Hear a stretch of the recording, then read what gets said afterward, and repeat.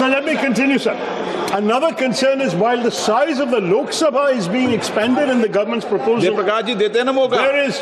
there is no corresponding proposal to increase the strength of the Rajya Sabha. Raises a serious structural concern, sir. This alters the relative balance between the two houses.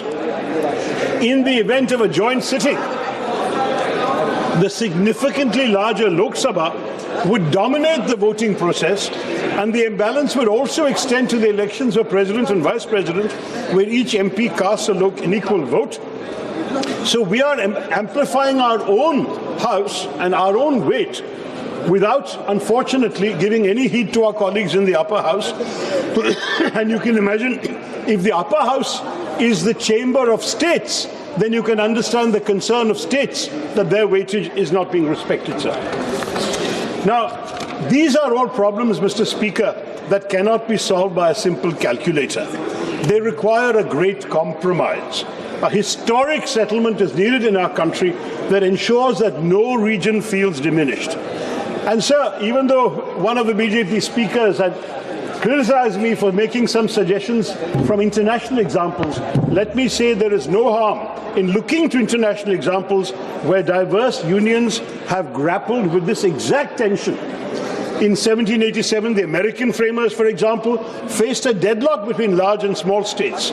And so they led to what was called the Connecticut Compromise, where their solution was a bicameral legislature, a House of Representatives based on population, and a Senate where every state, regardless of size, has exactly 2 seats. So you may be a tiny state like Goa or Sikkim, and you might be a gigantic state like UP, you'd have the same number of seats in the upper house. That's one idea. I'm not saying we should adopt it, but we should discuss it. Another idea, say the European Parliament. They use a system of principle of digressive proportionality, where larger seats do have more seats than smaller ones. So larger states will have more MPs. But smaller states are given more seats than a strict population ratio would justify. So it is true that in Europe, in the European Parliament, a Maltese MP will represent only 80,000 people. A German MP will represent 8 lakh people. But it doesn't matter, they stay united. So we need to consider these options. We are a union of states, sir. And the whole idea is we want to create a formula in a serious delimitation discussion where the smallest members of our country and our polity still have a voice loud enough to be heard.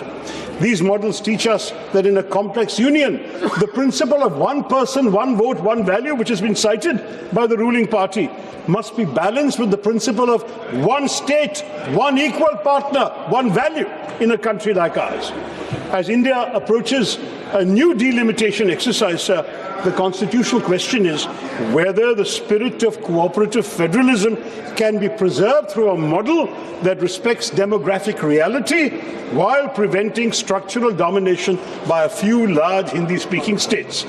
Digressive proportionality would not violate constitutional democracy. It would operationalize the Constitution's deeper commitment to the Indian principle of balancing unity with diversity.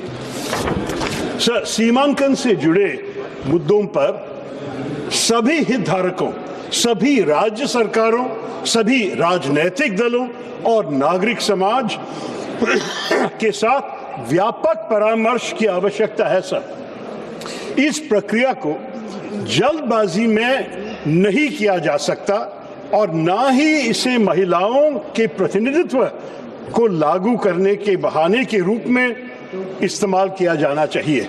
सरकार देश के निर्वाचन मानचित्र को पर्याप्त विचार विमर्श और व्यापक परामर्श के बिना क्यों पुनर्निर्धारित करना चाहेगी, ये मुझे समझ में नहीं आ रहा, sir. I urge the government, therefore, to decouple these issues.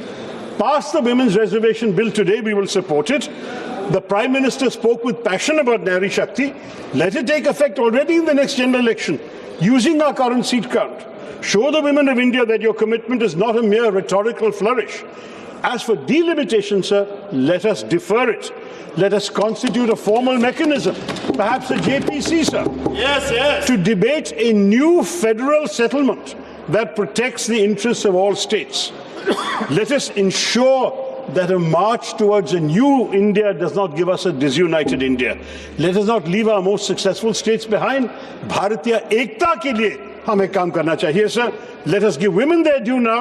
महिलाओं को नारी शक्ति ही दे दे और give our nation, our union of states, the time it needs to solve its demographic challenges with wisdom and not just arithmetic.